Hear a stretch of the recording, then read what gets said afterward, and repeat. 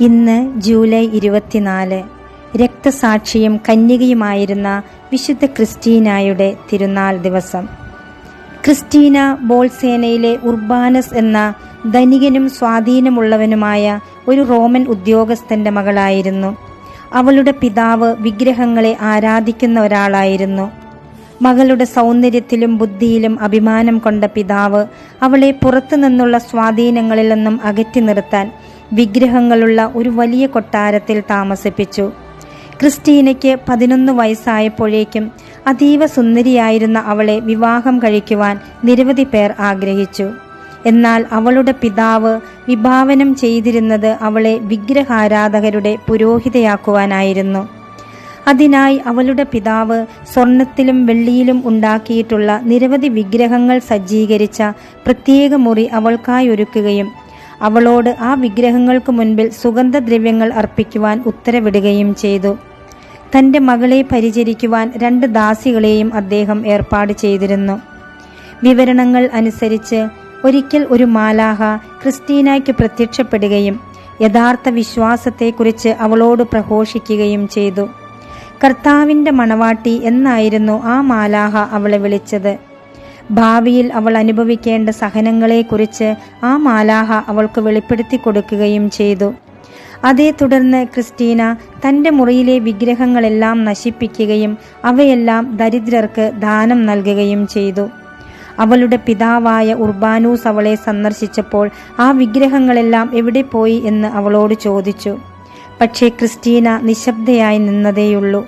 തുടർന്ന് ഉർബാനോസ് വേലക്കാരികൾ വഴി നടന്നതെല്ലാം അറിഞ്ഞു.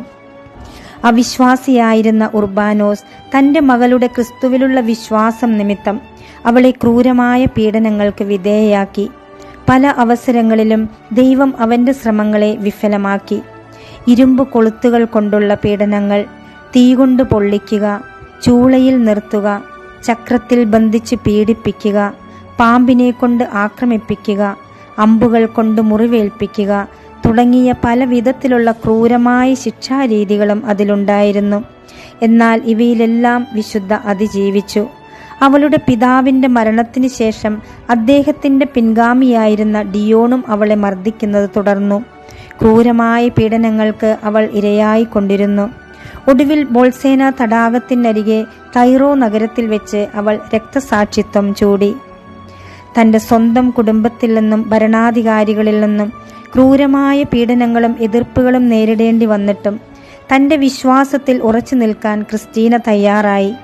ജീവിതത്തിൽ എന്തെല്ലാം പ്രതിസന്ധികളുണ്ടായാലും നമ്മുടെ ഉള്ളിലെ ശരികളിലും തത്വങ്ങളിലും ഉറച്ചു നിൽക്കാനുള്ള ധൈര്യം ഇത് നമ്മെ പഠിപ്പിക്കുന്നു. കൊട്ടാരത്തിലെ സ്വർണം വെള്ളി വിഗ്രഹങ്ങൾ ഉടച്ച് പാവപ്പെട്ടവർക്ക് ദാനമായി നൽകിയ ക്രിസ്റ്റീനയുടെ പ്രവൃത്തി ആഡംബരങ്ങളെക്കാളും ധനത്തെക്കാളും വിലമതിക്കേണ്ടത് എളിയവരോടുള്ള കാരുണ്യവും സഹാനുഭൂതിയുമാണെന്ന് കാണിച്ചു തരുന്നു. വളരെ ചെറിയ പ്രായത്തിൽ തന്നെ അതികഠിനമായ ശാരീരിക മാനസിക പീഡനങ്ങൾ അനുഭവിക്കേണ്ടി വന്നിട്ടും അവൾ ഭയന്നോടിയില്ല. ജീവിതത്തിൽ അപ്രതീക്ഷിതമായി ഉണ്ടാകുന്ന വലിയ ആഘാതങ്ങളെയും കഷ്ടപ്പാടുകളെയും ആത്മവിശ്വാസത്തോടെ നേരിടാനുള്ള പ്രചോദനമാണിത്. അധികാരത്തിൻ്റെയും സ്വാധീനത്തിൻ്റെയും മുന്നിൽ അസത്യത്തിനും തെറ്റായ ആചാരങ്ങൾക്കും കീഴടങ്ങാൻ അവൾ കൂട്ടാക്കിയില്ല. വലിയ ശക്തികൾക്കെതിരെയായാൽ പോലും സത്യത്തിൻ്റെ പക്ഷത്ത് നിലയുറപ്പിക്കാൻ ഇത് നമ്മെ ഓർമ്മിപ്പിക്കുന്നു.